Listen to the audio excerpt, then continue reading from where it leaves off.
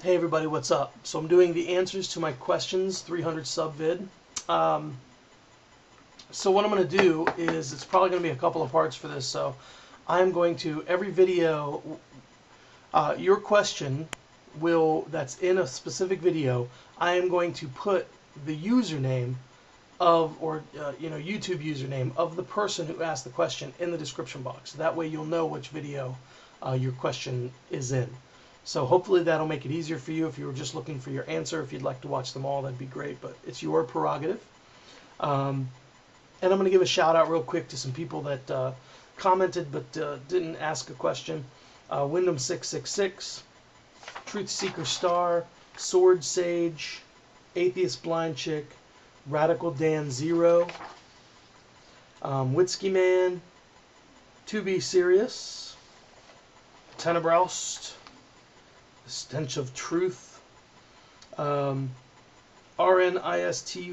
RNISTUK, Woodpip, and Coffee Dude. Thank you very much for your kind words and comments. Thank you. And thanks everybody for I appreciate all my subs. Thanks for participating. So the first question comes from one of my newest subscribers, Chainsaw Cindy. And I assume it's a she, so she asks, or Chainsaw Cindy asks, what do you think about crop circles? Do you think they are man-made, or do you think someone else made these circles? I've read a lot of different stuff about crop circles. I am the type of person that will read even the most far-fetched theories just to search for validity or find out if they even remotely pertain to the subject matter that I'm reading about, or have it have any connection to the subject matter. So I try to look at things from all angles just to get a good overall broad perspective. I try. But I think that I've read different theories about. Obviously, I think it's my understanding about 80 to 85% of these circles have been found to be man-made. As for the others, I can't really speak on that. I haven't really done a lot of research. I'm not. I am an open-minded individual, and I'm open-minded enough to believe that we are not the only intelligent life in the universe. I think it would be naive to think so or believe so. At least that's me personally. That being said, I'm not inclined to accept at this point that we have aliens making landmarks and little road maps on the face of our planet. Signs was a decent movie, but I just I'm not inclined to accept some of the other supernatural theories at this point. Creeps Homber, my brother from another mother, at least one of them. He says, that first clip of you shows you have a promising career in lechery. Thank you, buddy. I appreciate that. I take that as the highest compliment. He asks, his question boils down to, what does MCON 2112 mean? Now, in light of recent events that some of you are aware of, this can be, for some people and others, a very touchy and sensitive subject.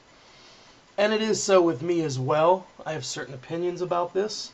But I made my bed a long time ago when I created my account. So I decided to lay in it and deal with it, and deal with any repercussions that come from it.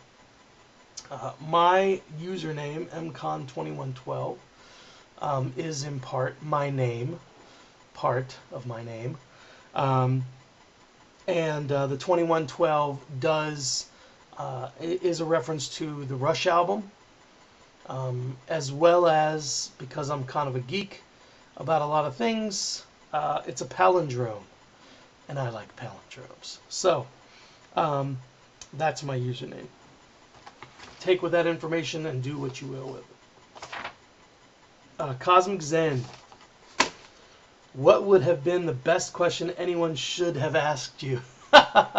That's a good question. Dude, I can't say, this is the best question you could have asked me.